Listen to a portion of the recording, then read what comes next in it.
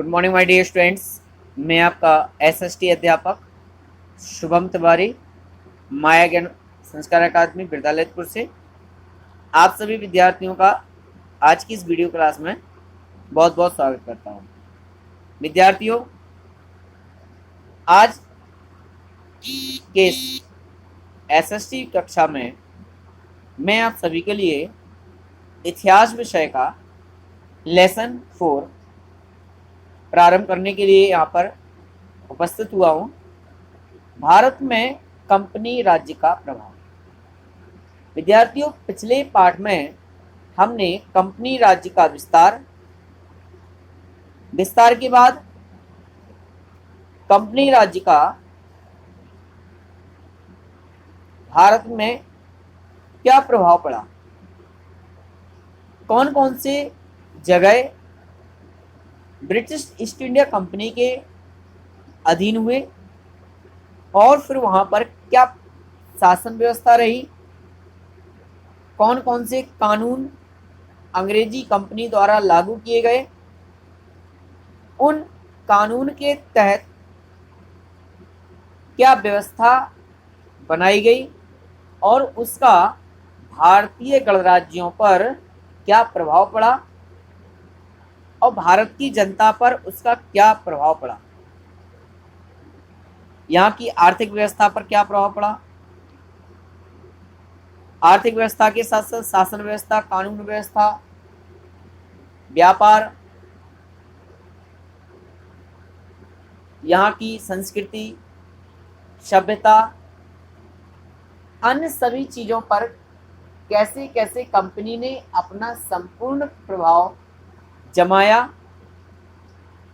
आइए इस लेसन के माध्यम से कुछ ऐतिहासिक घटनाओं का हम अध्ययन करते हैं। विद्यार्थियों, अंग्रेजों ने भारत के विशाल साम्राज्य पर हिस्सा कब्जा जमाने के लिए उस पर नियंत्रण रखने और शासन चलाने के तरीके तैयार किए। सन 1757 ईस्वी में प्लासी के युद्ध में प्रथम स्वतंत्रता संग्राम 1857 तक 100 वर्षों की लंबी अवधि के दौरान भारत पर कंपनी की पकड़ को बनाए रखा और उसे सुदृढ़ करने की प्रशासनिक नीति में अक्सर बदलाव आता रहा। प्लासी के युद्ध के बाद से लेके सन 1757 ईस्वी में जो प्रथम स्वतंत्रता संग्राम हुआ, इन 100 वर्षों में ब्रिटिश ईस्ट इंडिया कंपनी ने भारत में अपनी पकड़ बनाए रखने के लिए, अपने व्यापार को बनाए रखने के लिए, अपनी प्रशासनिक जो व्यवस्था थी, उसकी प्रशासन व्यवस्था थी, उसमें वह निरंतर परिवर्तन करती रहती थी। अंग्रेजी शासन का प्रशासनिक ढांचा इन्हीं उद्देश्यों को पूरा करने के लिए बनाया गया था। सबसे अधिक जोर कानून और व्यवस्था को बनाए रखने के लिए दिया जाता था। मतलब ऐसे कड़े नियम बनाते थे ये लोग, ऐसे कड़े कानून बनाया करते थे कि जिन कानून के तहत अगर किसी भी व्यक्तियों के द्वारा उनका उल्लंघन किया जाता तो इसके लिए सीधे सीधे सजा दे दी जाती थी।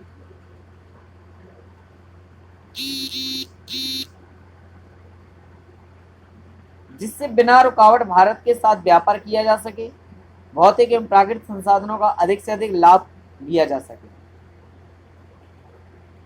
विद्यार्थियों, ये सभी प्लानिंग अंग्रेजी शासन की थी ताकि वह भारतीय गणराज्य पर अपनी संप्रभुता जमाने के लिए और अधिक से अधिक वर्षों तक भारत को अपना उपनिवेश बना रखने के लिए, यहाँ पर शासन करने के लिए लोगों को किसी भी नीति के तहत डराकर, धमकाकर, साम दाम दंड चारों प्रकार से वह यहाँ पर अधिकार या अपना आधिपत्य जमाए रखे और यहाँ से अधिक कच्चे माल का उपयोग कर, अधिक से अधिक प्रोडक्शन कर, महंगे दामों में व्यापार कर और यहाँ की जो खनिज संपदा है यहाँ से दूसरे अपने देश में ले जाने के लिए उसे किसी प्रकार की कोई भी रोक टोक या कोई भी रुकावट ना हो, इसके लिए उन्होंने इस प्रकार की नीतियां अपनाई, जिसमें सबसे पहले बंगाल में दोहरी शासन व्यवस्था। विद्यार्थियों, दोहरी शासन व्यवस्था का अर्थ है कि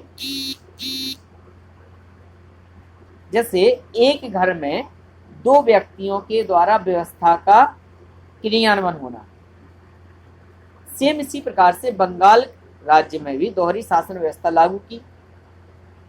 हुआ क्या, इसमें बंगाल के नवाब के पास जो अधिकार थे वो अंग्रेजी शासन प्रशासन ने ले लिए और दायित्व सभी व्यवस्थाओं के बंगाल के नवाब को दे दिए।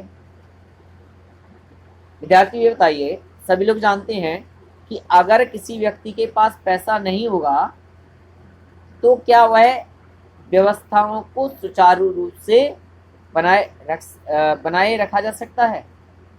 बिल्कुल नहीं भाई, बिना पैसे के क्या कोई व्यवस्था की जा सकती है?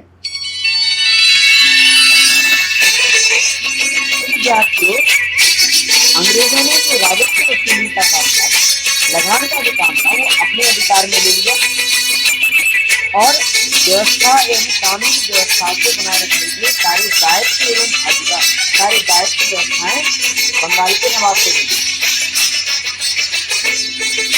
यह क्या अधिकार तो अंग्रेजों ने अपने पास रखे, लेकिन व्यवस्थाएं नवाब को दे दी।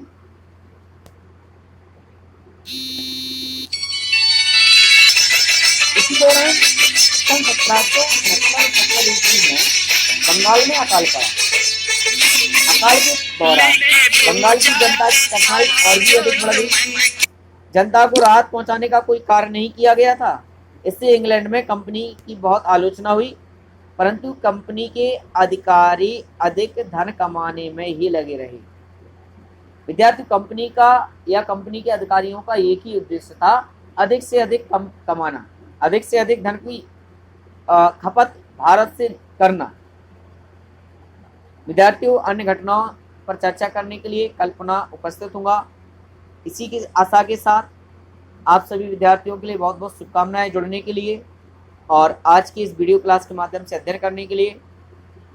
कल पुनः एक नए टॉपिक के साथ, नए घटना के साथ आपसे बातचीत करने के लिए वीडियो के माध्यम से उपस्थित होगा। तब तक के लिए आपके लिए बहुत बहुत धन्यवाद, शुभकामनाएं। Thank you very much.